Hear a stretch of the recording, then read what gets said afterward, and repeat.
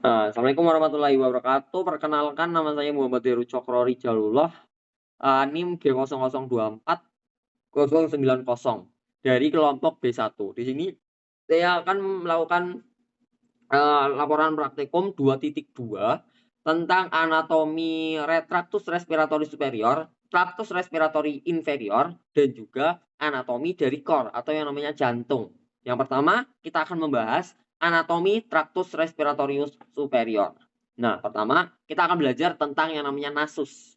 Nah, nasus itu merupakan hidung. Kalau bahasa Indonesianya itu hidung. Dia itu akan dibentuk oleh apa?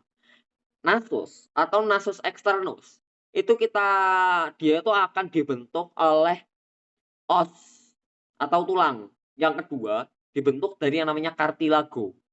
Siapa aja os dan juga kartilago ini? Kalau kita ngomongin os, itu ada 3 os atau 3 tulang yang paling berperan dalam pembentukan nasus externus. Yang pertama adalah os nasal. Os nasal itu sendiri, os nasalis. Yang kedua, os frontal. Dia turut membantu. Kenapa? Bagian dari spina os frontal itu yang membentuk nasus externus. Yang ketiga, yaitu adalah os maxilla. Nah, itu juga akan membentuk dari nasus externus. Kalau kita ngomongin cartilago, itu ada 4 cartilago. Yang pertama yaitu adalah processus lateralis cartilago septinasi. Yang kedua, cartilago septinasi. Dan yang ketiga, cartilago alaris mayor dan juga cartilago alaris minor. Itu yang menyusun nasus externus. Nah, kalau kita ngomongin cavum nasi atau ruangan yang ada di dalam hidung, itu ada berapa? Ada 3. Nanti akan dibagi menjadi 3 regio. Regio vestibulum nasi, regio olfactorius, dan juga regio respiratori. Regio olfactori karena dia memiliki neuron bipolar atau neuron olfactori. Dia akan berhubungan langsung dengan nervus 1 olfactorius. Nah, dia akan berfungsi sebagai penciuman. Yang kedua, ada regio respiratori. Dia itu nanti akan berfungsi sebagai saluran pernafasan. Oke. Yang ketiga, adanya vestibulum nasi. Dan vestibulum nasi itu adalah di sini.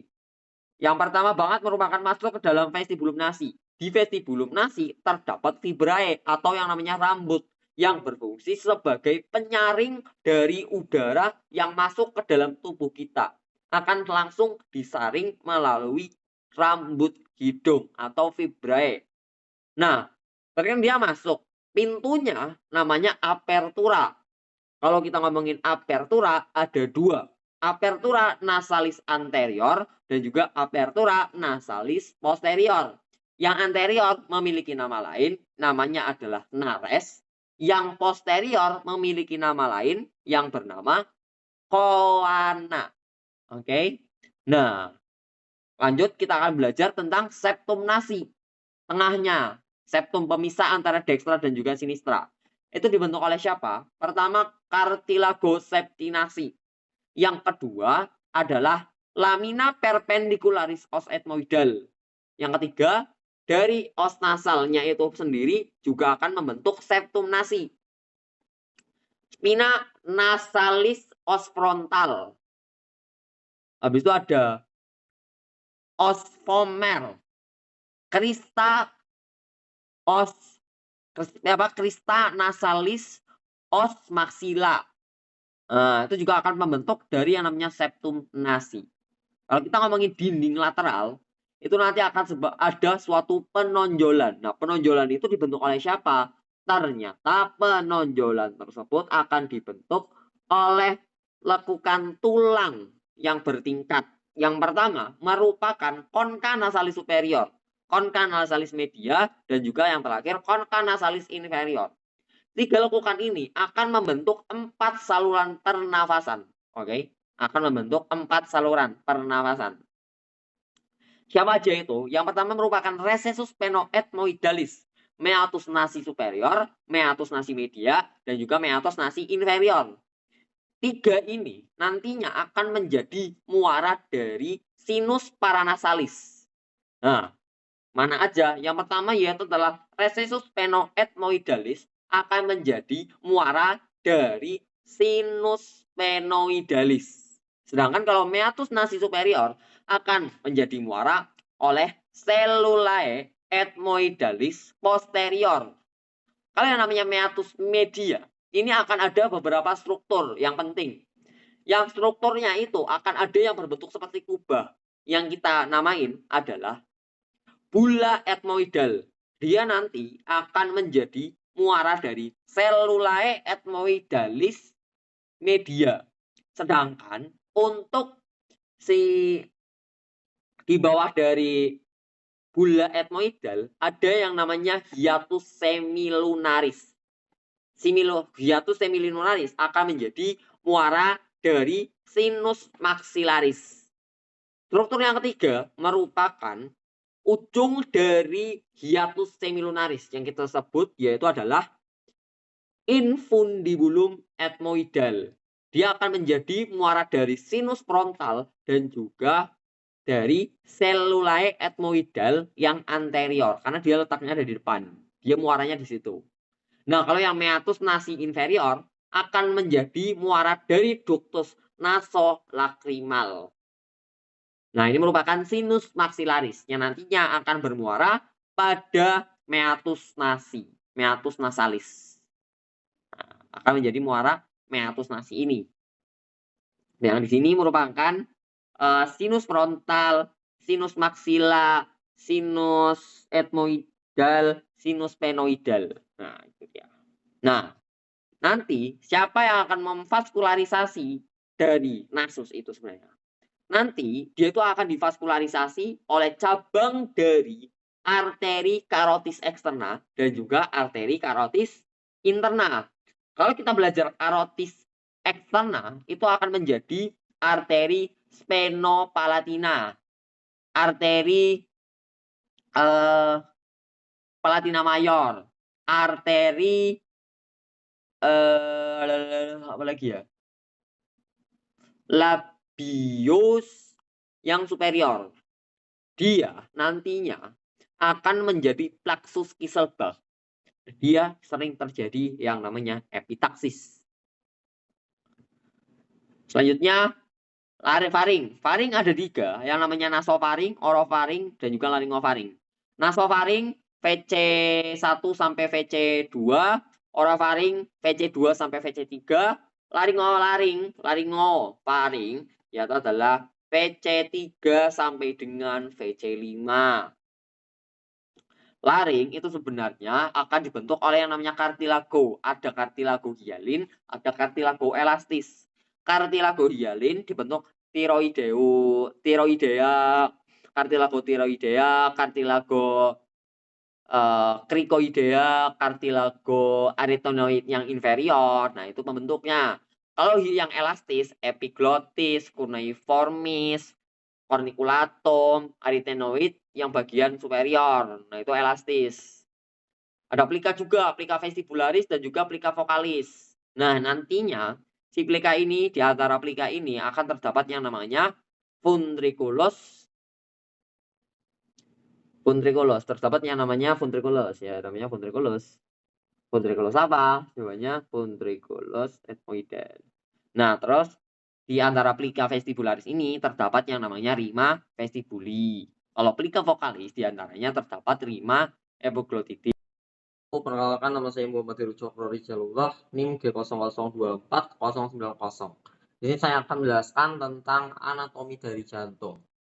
Yang pertama adalah yang namanya pelindung dari jantung, yaitu adalah perikardium. Selain dari berfungsi sebagai pelindung, dia juga akan membatasi gerak jantung dan juga akan memfiksasi dari posisi jantungnya itu sendiri.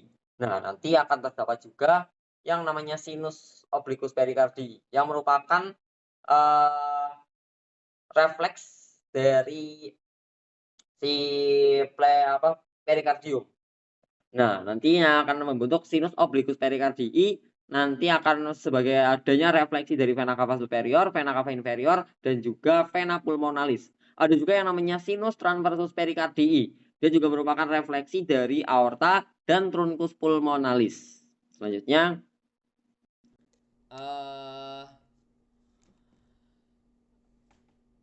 siapa yang akan memvaskularisasi di perikardium? Ada yang namanya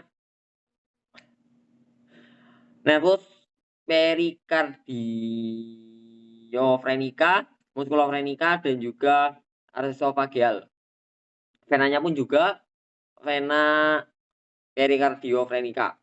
Untuk simpatisnya, untuk inervasi simpatis dia turun ke simpatis. Untuk parasimpatis dia berasal dari nervus vagus.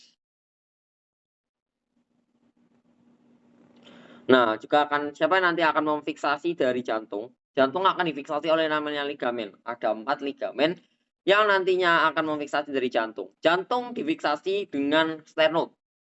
Makanya menggunakan ligamentum pericardiofrenica, ligamentum sternopericardial, dan juga ligamentum sifopericardial. Ada juga yang memfiksasi dari vertebra menggunakan ligamentum vertebropericardia. Nah, ini kalau kita lihat dari fasies yang anterior dan juga bagian dorsal. Nah, di bagian dorsal ini dia akan terdapat yang namanya sulcus coronarius. Akan ada arteri coronarius. Nah, kita akan belajar tentang yang namanya skeleton cordis. Bahwasanya skeleton cordis akan dibentuk oleh 3. Yang pertama yaitu annulus fibrosus, trigonum fibrosum, dan juga septum membranaceum. Nah, kalau yang annulus fibrosum itu merupakan cincin. Ya, cincin ini merupakan nantinya tempat dari yang namanya katup atau yang namanya valva. Oke. Kalau yang trigonum ini merupakan pemisah dari annulus, memiliki dari aorta. Namanya trigonum anufibrosum yang atrioventricularis dextra dan juga yang sinistra. Mesomneum dia juga berfungsi sebagai isolator. Nah, terus kita belajar tentang atrium dextrum. Atrium dextrum itu ada bagian halus dan juga bagian kasar. Bagian halus namanya sinus venarum cavarum, bagian kasar namanya adalah auricula. Auricula berasal dari musculus pectinati. Nah, itu. Nantinya dia akan ada yang namanya fossa ovalis dan juga limbus ovalis. Dia merupakan yang hasil obliterasi dari foramen oval. Terus akan ada muara dari vena-vena. Yang pertama adalah vena cava superior, akan menjadi ostium vena cava. Lalu ada 2 vena cava inferior. Nah, ini melalui valvula eustachii. Habis itu lanjut dari vena cordis minimae akan bermuara pada foramina venarum minimarum. Ada juga yang berasal dari sulcus sinus coronarius, akan bermuara pada yang namanya valvula Debussy. Ventriculus dextrum, bahwasanya ventriculum dextrum itu akan terdapat yang namanya trabecula carnae. Nah, trabecula carnae ini akan dindingnya, ruangannya itu merupakan trabecula carnae. Akan ada 3 trabecula carnae. Yang pertama yaitu adalah musculi papillaris yang akan berlanjut menjadi chorda tendinae. Habis itu ada 2, ada yang namanya trabecula septomarginal. Dia akan terdapat yang namanya bundle of his di dalamnya. Trabecula septomarginal. Oke, terakhir adalah rigi biasa. Nah, ini ada yang namanya katup. Katupnya apa? Katup yang namanya tricuspid. Kita lanjut ke yang namanya ventriculus, yang namanya atrium sinistrum. Kalau yang namanya atrium sinistrum itu ada juga bagian kasar dan juga bagian halus. Nantinya akan dipisahkan oleh prisca terminalis dan juga spina terminalis. Oke, spina dan juga cresta. Terus ini akan ada 4 muara dari vena pulmonalis. Apa aja? Ada yang pertama yaitu adalah vena pulmonalis sinistra inferior, vena pulmonalis sinistra inferior, dan 2 vena pulmonalis dexter. Ada juga yang namanya si katup atrioventricularis. Yang ini adalah yang namanya mitral atau bicuspid. Selanjutnya akan ada vaskularisasi. Vaskularisasi sebenarnya dia akan belajar dari mana? Vaskularisasi dari jantung itu akan mendapat vaskularisasi dari cabang aorta ascendens yang namanya arteri coronarius dan juga vena coronarius. Nah, arterinya ini yang dexter akan ada dexter dan juga sinistra. Yang dexter akan bercabang menjadi 3. Untuk menjadi ramus sinuatrial, habis itu ada ramus atrioventrikular, dan yang terakhir ada yang marginal atrioventrikular yang interventrikular yang posterior. Nah, kalau yang sini ada yang atrioventrikular yang dextra dan juga ada yang namanya lateral, berasal dari circumflex. Kita lanjut. Nama saya Muhammad Hirut Cokro Jalullah, NIM G0024090 dari kelompok B1. Di sini akan menjelaskan laporan praktikum 2.2 kardiovaskuler tentang truncus respiratorius yang inferior. Nah, pertama yaitu adalah trakea. Trakea ini dia akan setinggi dengan VC3 sampai dengan VC6. Dia tuh akan tersusun dari yang namanya cartilago hyalin, ada musculus trachealis dan juga ligamentum anular trachea. Nanti dia tuh akan bercabang menjadi yang kita sebut yaitu adalah bifurcatio-trachea. Nah, ini ada suatu penonjolan yang merupakan reseptor dari iritan dan juga reseptor dari batuk yang bernama yaitu adalah carina. Trachea akan bercabang menjadi bronchus primarius. Bronchus primarius ini merupakan di sini. Dia akan memiliki perbedaan antara yang sinistra dan juga yang dextra. Yang sinistra, dia itu panjang, tapi dia itu sempit. Kalau yang dextra, dia itu pendek, tetapi dia itu lebar. Dan nanti perbedaan selanjutnya yaitu adalah di mana dia itu akan posisi. Kalau yang dextra, dia itu akan cenderung vertikal, masuknya itu vertikal. Kalau yang namanya sinistra, dia itu akan cenderung mendatar atau horizontal. Bedanya adalah 20 derajat. Kalau yang dextra, dia itu adalah 25 derajat. Kalau yang sinistra, dia itu 45 derajat. Makanya dia lebih mendatar atau yang namanya horizontal. Selanjutnya, bronchus primarius akan bercabang menjadi bronchus secundus atau lobaris. Akan menjadi yang terakhir bronchiolus terminalis di akhir. Dia akan menjadi bronchiolus terminalis. Di mana bronchiolus terminalis dia itu sudah tidak memiliki kartilago. Oke, dia tidak memiliki kartilago lagi. Tetapi dia masih ke dalam zona konduksi. Nah, kalau kita belajar tentang yang namanya bronchiolus terminalis, itu nanti dia akan melanjut untuk segmen zona respiratori. Zona respiratori dia itu akan berfungsi sebagai tempat pertukaran O2 dan juga CO2 atau yang namanya difusi dari O2 dan juga CO2. Oke. Bronchiolus terminalis yang terakhir. Bronchiolus terminalis ini memiliki nama lain yaitu adalah bronchiolus interlobaris.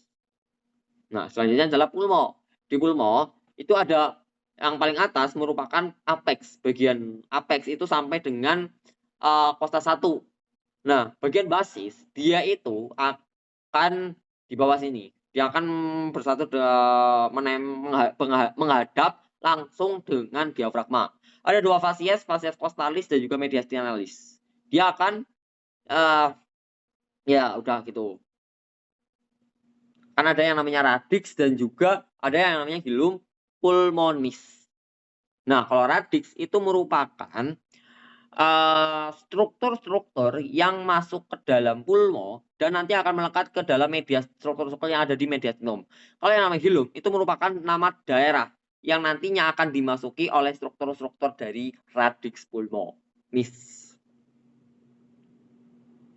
Nah, pulmo ini nanti yang dexter dan sinistra itu berbeda. Yang dexter dia itu nanti akan dibagi menjadi 3. Lobus superior, lobus media, dan juga lobus inferior. Kalau yang sinister dia cuma 2, superior dan juga yang inferior. Nah, perbedaannya dikarenakan oleh apa? Sebenarnya itu dikarenakan oleh yang namanya visura oblik. Visura oblik pulmonis dexter dan juga visura oblik pulmonis sinister. Yang dexter akan ada visura horizontalis. Nah, yang namanya lobus superior akan setinggi dengan SIC2, media akan setinggi dengan SIC4, dan yang inferior akan setinggi dengan SIC yang ke-6. Gitu. Misalkan ada yang namanya pleura. Pleura ada parietalis dan juga visceral. Nanti dia tuh akan membentuk suatu kafum, namanya kafum pleura, yang berisi cairan serosa, yang untuk sebagai menjaga tekanan negatif agar paru-paru itu dia bisa mengembang. Gitu. Mungkin sekian presentasi dari saya tentang struktur anatomi dari jantung dan juga traktus respiratori superior dan juga traktus respiratori inferior. Terima kasih.